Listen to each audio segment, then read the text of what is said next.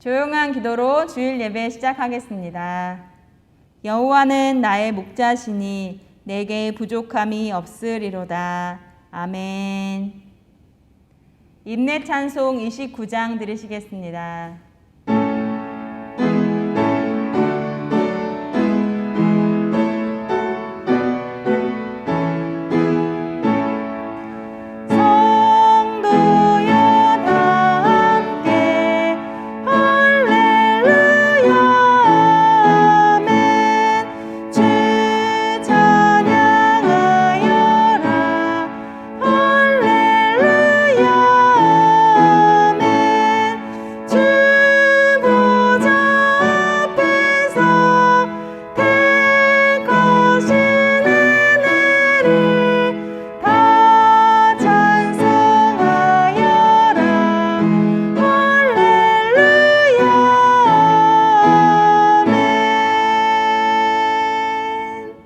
교동문 13번입니다.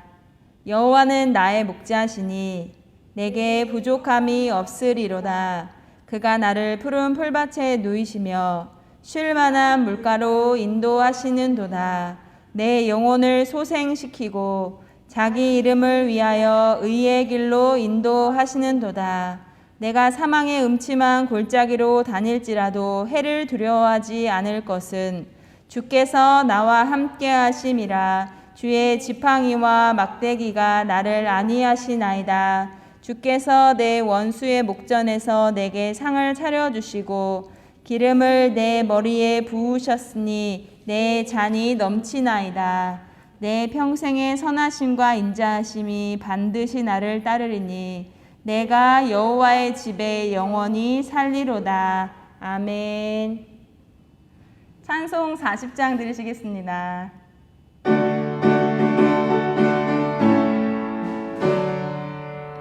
찬송으로 보답할 수 없는 큰 사랑 주님께 영광 할렐루야. 형제 자매 모두 함께 모여 찬송해 주님께 영광 할렐루야. 하나님의 자녀여 크게 찬송 부르며 밝고 거룩한 길로 기쁨으로 나아가 주의 보좌 앞으로 속히 들어가겠네. 주님께 영광 할렐루야.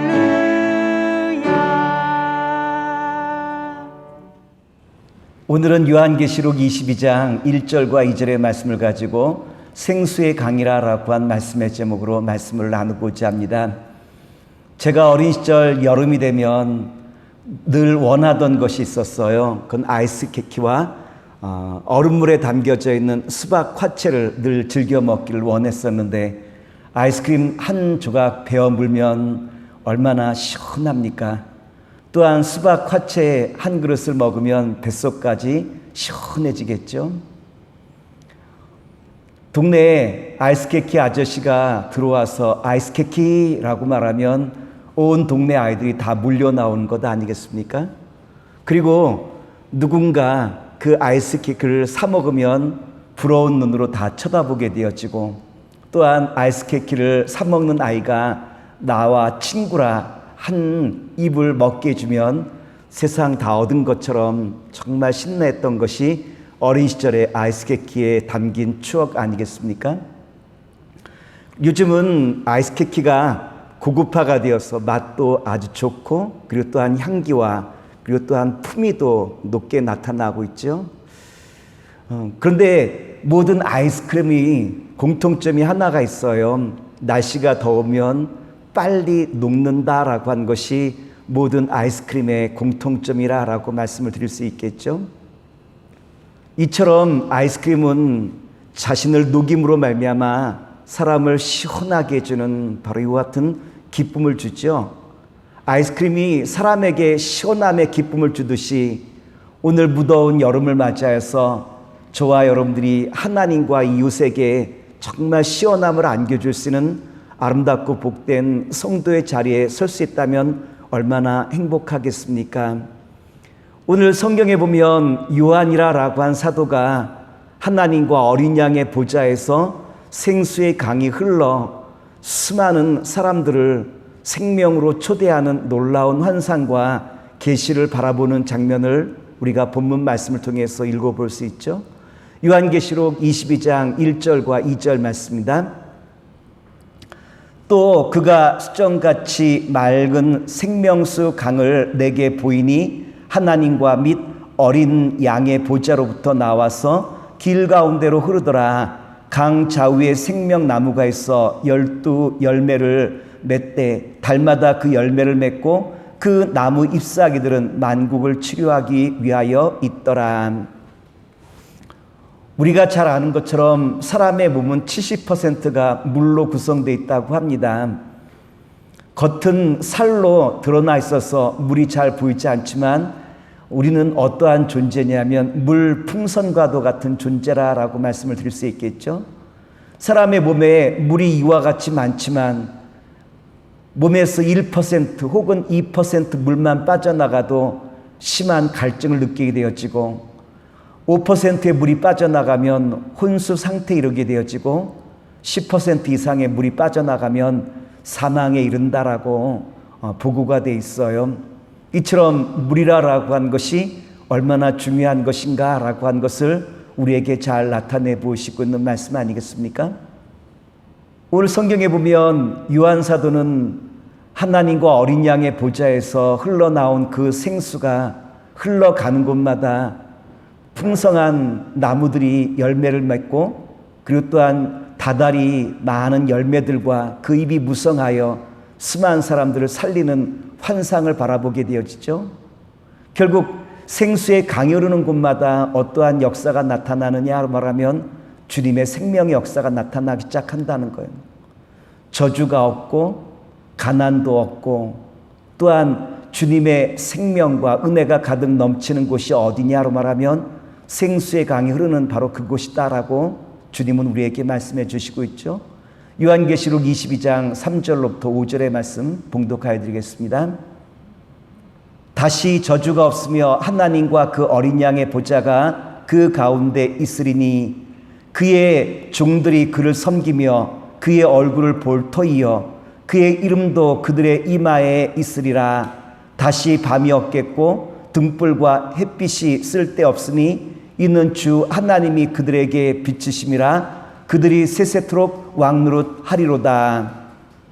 오늘 요한 사도가 이 계시를 통해서 우리에게 말씀을 주시고자 하는 그 목적이 있다면 무엇일까요? 예수를 통해서 생수의 강이 흘러나와 우리들에게 생명과 은혜를 부어주는 역사가 나타난다라고 한 것을 우리에게 잘 소개해 주고 있죠. 요한 사도는 성전에서 생수의 강이 흘러나오듯이 우리 몸에도 성전이 있다라고 하는 것을 말씀해 주시고 있어요. 우리 몸에 성전이 계시기에 이 성전에 하나님과 어린 양의 보좌가 계시고 그 어린 양의 그 보좌를 통해서 생수의 강이 흐른다라는 것을 우리에게 잘 설명해 주고 있는 것 아니겠습니까? 고린도전서 6장 19절로부터 20절의 말씀입니다. 너의 몸은 너희가 하나님께로부터 받은 바 너희 가운데 계신 성령의 전인 줄을 알지 못하느냐? 너희는 너희 자신의 것이 아니라 값으로 산 것이 되었으니 그런즉 너희 몸으로 하나님께 영광을 돌리라. 우리의 심령 속에 무엇이 있냐면 성전이 있다라고 말씀하시고 있죠.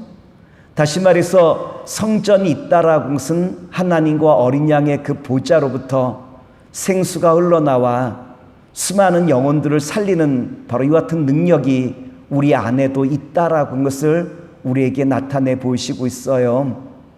요한복음 7장 37절과 38절에 보면 이와 같은 말씀이 기록되어 있어요. 명절 끝날 곧 큰 날에 예수께서 서서 외쳐 이르시되 누구든지 목마르거든 내게로 와서 마시라. 나를 믿는 자는 성경의 이름과 같이 그 배에서 생수의 강이 흘러나오리라 하시니. 어떠한 생수의 강이 흘러나옵니까? 말씀드린 것처럼 이제는 저주가 사라지고 이제는 밤이 더 이상 필요 없고 주님의 생명이 가득 넘치는 바로 이와 같은 생수의 강이 우리 가운데 흐른다라고 하는 것을 우리에게 말씀해 주시고 있죠. 한낮에 사마리아 여인이 우물가로 우물을 길러 왔어요. 이때 예수님께서 그 여인에게 내게로 와서 마시라라고 말씀해 주셨는데, 이 여인은 5번 결혼하고 지금 사는 남자도 남편이 아니지 않습니까? 아마 5번 결혼하고 지금 동거하고 있다라고 하는 것은 그만큼 그 여인의 미모도 뛰어나고 가진 능력도 출중했다라고 볼 수 있겠죠. 하지만 이 결혼을 5번 하고 지금 동거하고 있는 이 남자를 통해서도 이 여인은 만족을 누리지 못했죠. 목마름을 느낄 수밖에 없었어요. 이 목마름을 해결할 수 있는 방법이 있다면 어떠한 방법으로 이 목마름을 해결할 수 있을까요?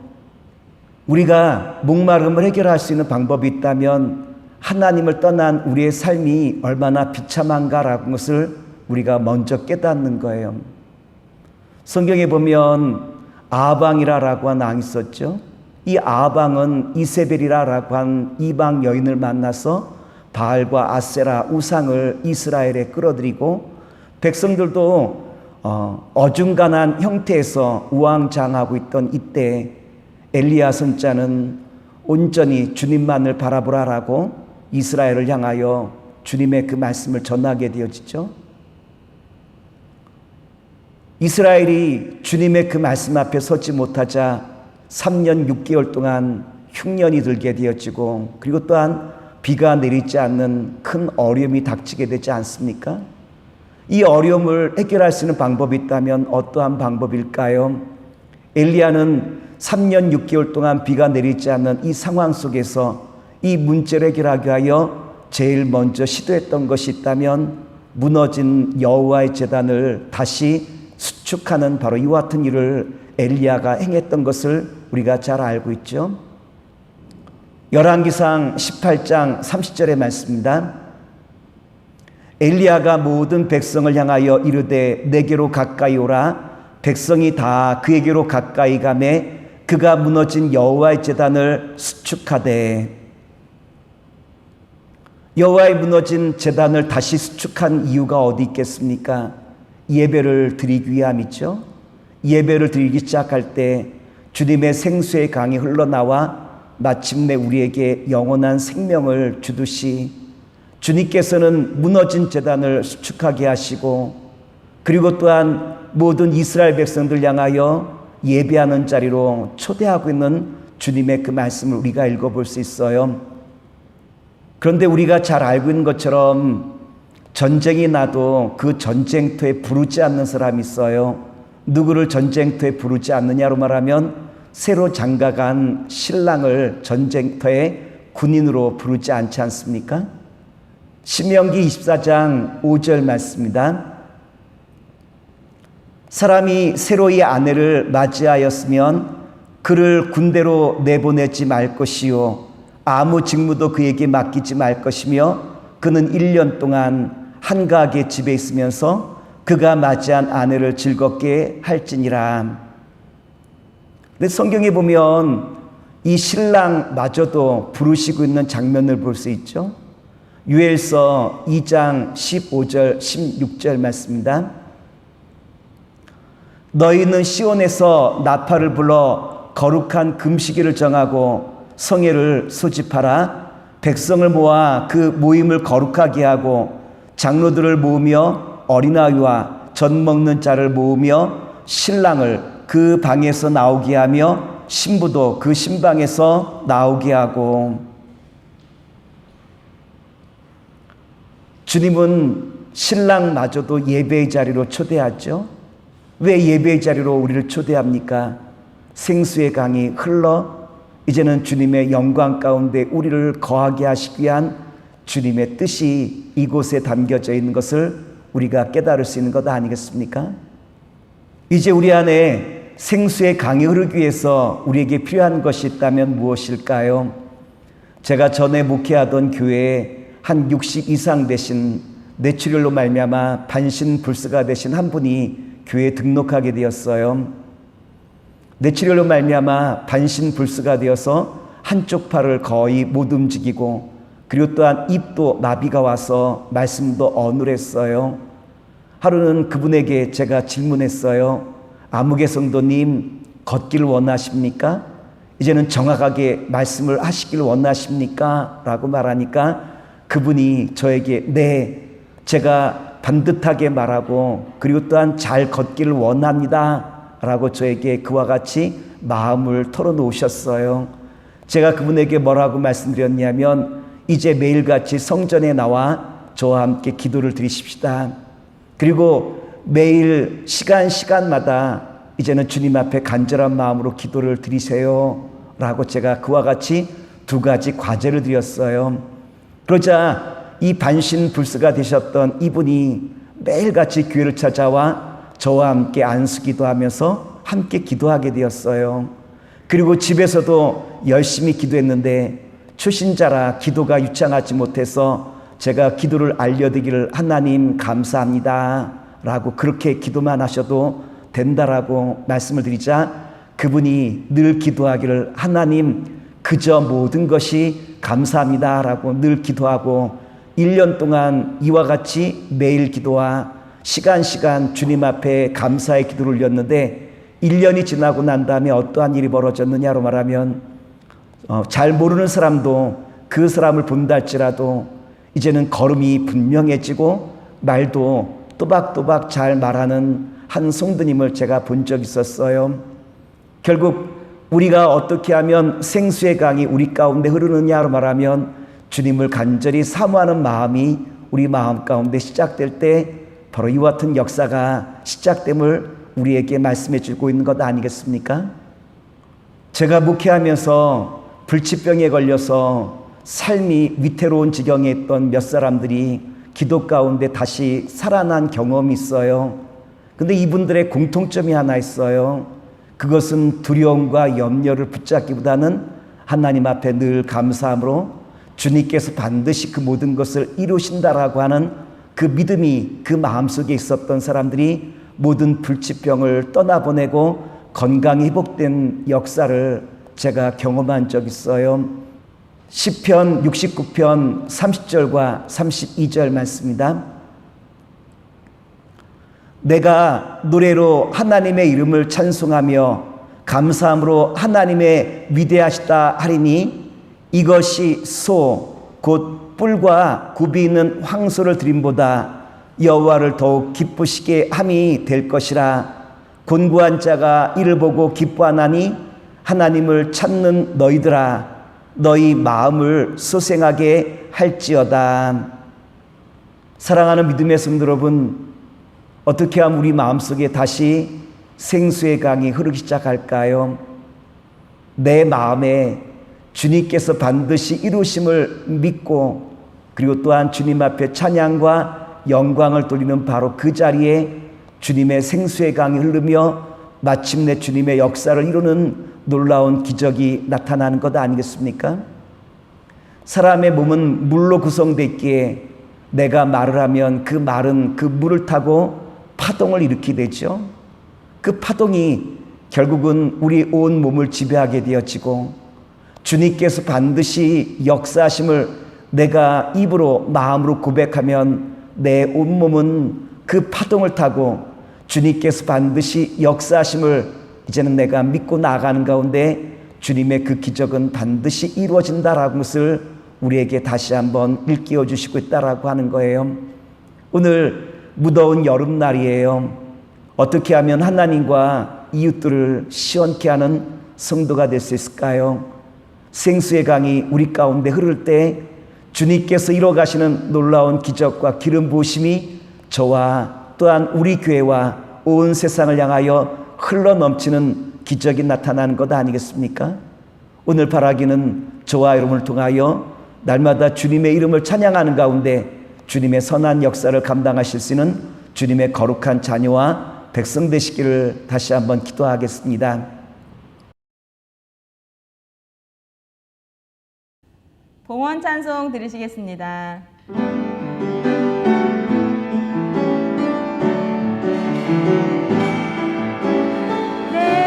내게 있는 만유한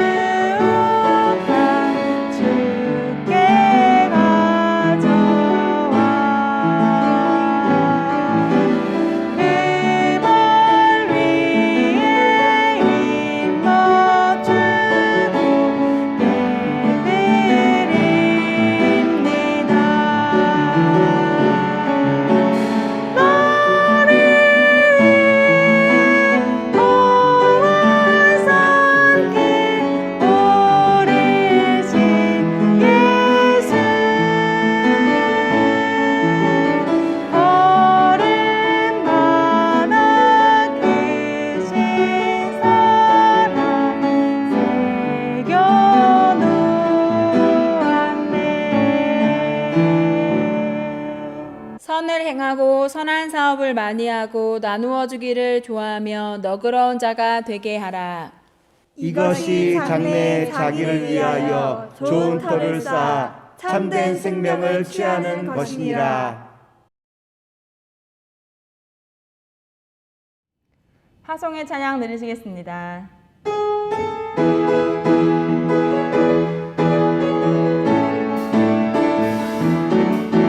갈릴리 마을 그 숲속에서 주님 그 열한 제자 다시 만나시다. 마지막 그들에게 말씀하시기를 너희들은 알아서 세상으로 가서 제자 삼으라. 세상 모든 사람들을 세상 모든 영혼이 내게 달려나니 가서 제자 삼으라. 너희 길을 걸을지라. 내가 너희와 항상 함께하리라.